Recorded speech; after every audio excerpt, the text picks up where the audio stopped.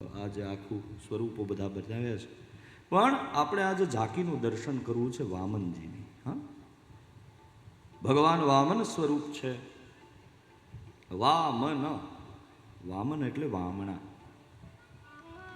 ભગવાનના વિરાટ રૂપના દર્શન તો તમે કર્યા હશે, પણ વામન રૂપના દર્શન આજે દ્વારકામાં વરુ પરિવારના આંગણે કરી લો.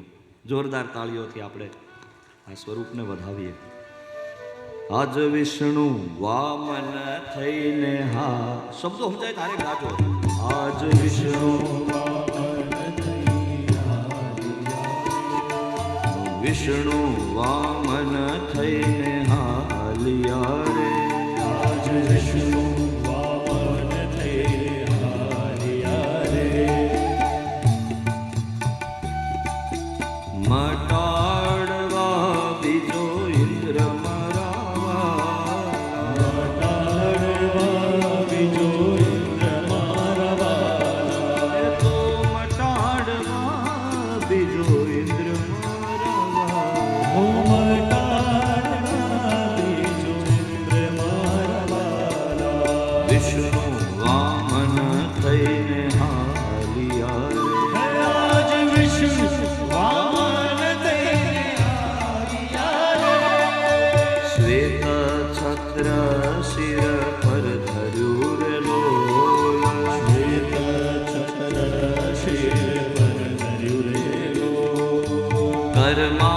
કમંડલ સાર મરાવા, કમંડલ સાર મરાવા, કમંડલ સાર મરાવા, કમંડલ સાર મરાવા. આજ વિષ્ણુ વામન થઈને હાલિયા રે. આજ વિષ્ણુ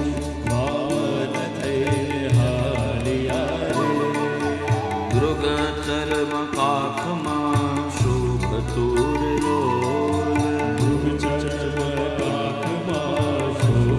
રે. ત્રિપુંડ ભાલ ત્રિપાલ મરાવા, ત્રિપુંડ ભાલ વિશાલ મરાવા, ત્રિપુંડ ભાલ વિશાલ મરાવા, ત્રિપુંડ ભાલ વિશાલ મરાવા. આજ વિષ્ણુ વામન થઈને હાલિયા રે. આજ વિષ્ણુ વામન થઈને હાલિયા રે. આજ વિષ્ણુ વામન થઈને હાલિયા રે. આજ વિષ્ણુ વામન થઈને હાલિયા રે.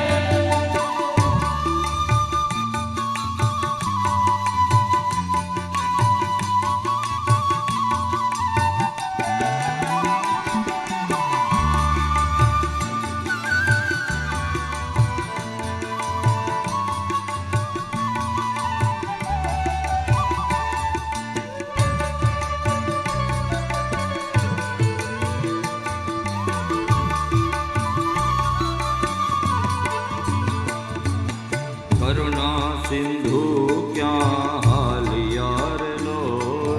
કરુણા સિંધુ ક્યાં હાલિયા રે લો.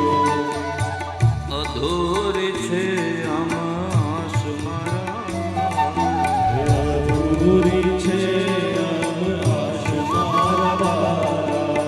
અધૂરી છે આમ આસ મારા, અધૂરી છે આશ મારા. આજ વિષ્ણુ વામન થઈને હાલિયા રે.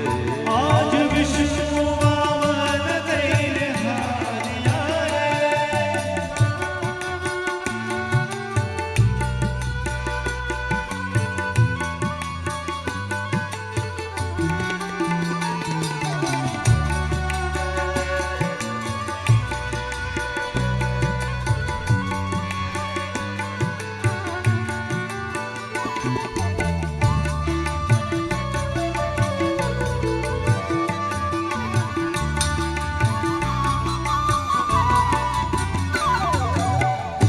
બલિરાજાના યજ્ઞમાં નાનકડા એવા વામનજી પ્રગટ થયા છે.